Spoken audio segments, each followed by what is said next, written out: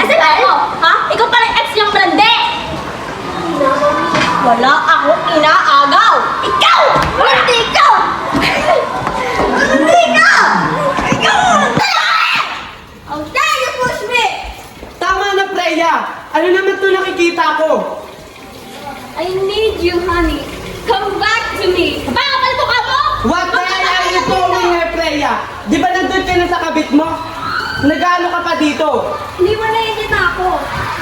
Oh, come back to me. Ako? Babalik sa iyo? Para ano? Para sirain ang buhay ko? Para perahan ako? No, hindi na ako babalik sa iyo. Wag! Let's fix this. Please. Come back to me. Ano ba yan, girl? Napaka-drama ko. Di bagay sa'yo. Hayaan mo na siya, Ash. Tara na, papunta ngayon si Ma'am. Gusto ka niya makita. Hold! Ano ba? Di ka ba talaga titigil? Sabi ayaw ko na.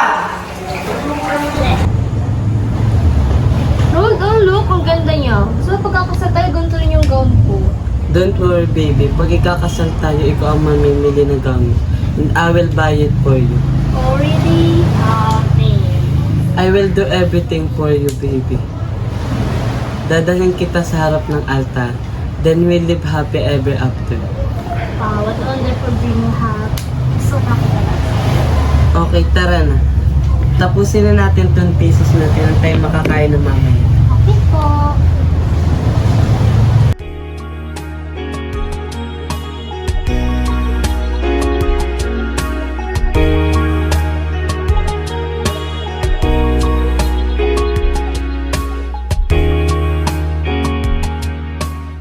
Ash, okay na naman ang lahat, di ba?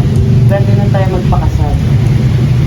Ano? Maybe next month tayo pakasal. Gusto ko na yung kasal. Sige, next month ikakasal na tayong dalawa. Tomorrow pipili ka na ng doll mo. Like what I said before na ikaw ang pipili ng doll mo. Oh, thank you. Kailan kakasal na ako sa'yo? Doc, ano pong resulta ng check-up ko? I'm sorry, Mr. Del Piero, but you have a heart cancer kaya madalas nasakit ang dibdib mo. Base sa x-ray mo, may damage na ang puso mo.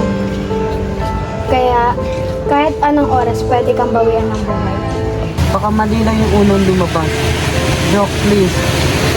Mr. Del Piero, yan ang lumabas na resulta kaya wala na tayong magagawa. Masusolusyonan pa naman to, di ba? Hindi pa akong pwedeng mamatay. Magpapakasal pa kami ng fiancé ko.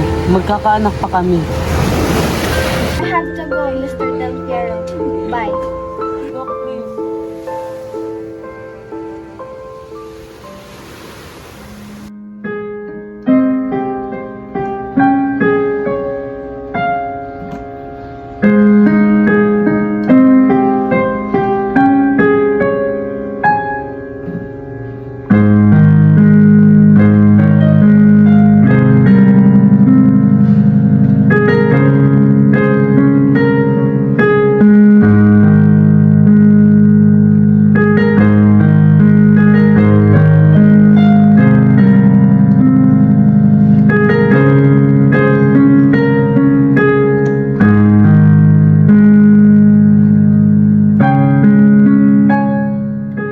At nakita kita sa tagpuan ni Bathala.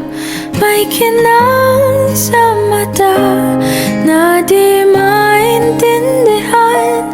Tumingin kung saan sinubukan kong lumisan at tumigil ang mundo.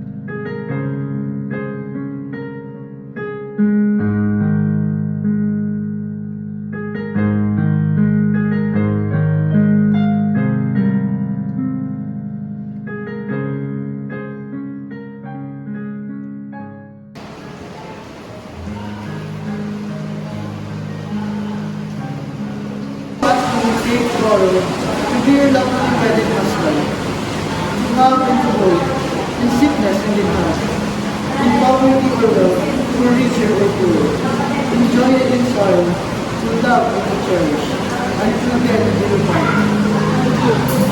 You may now kiss the bride.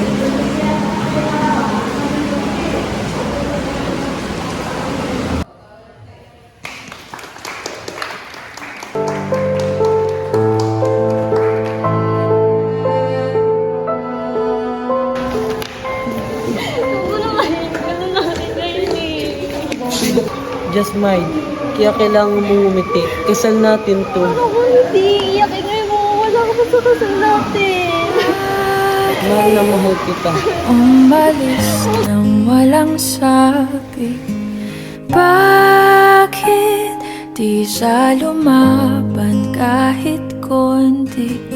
Bakit di maitama ang tadhana?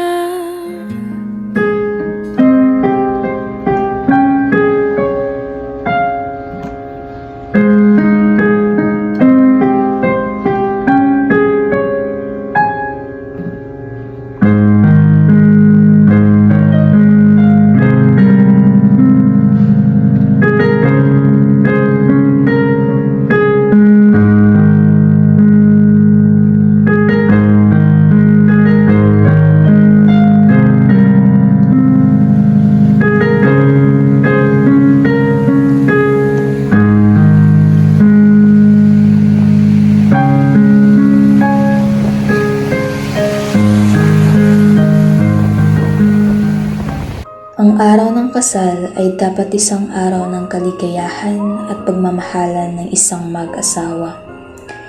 Ngunit sa aking kwento, ang kasal natin ay isang malungkot na alaala. Hindi maipinta sa aking mukha nang makita kang nakayumlay sa harap ng altar at nagsasabi ng huli mong mga salita.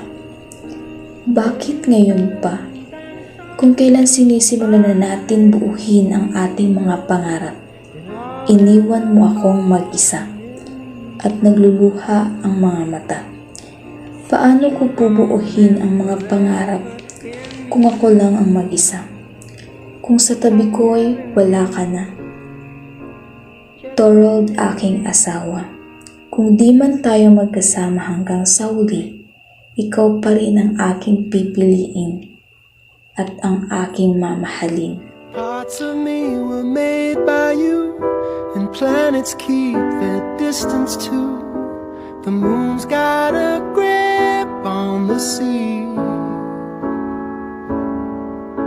and you're gonna live forever in me.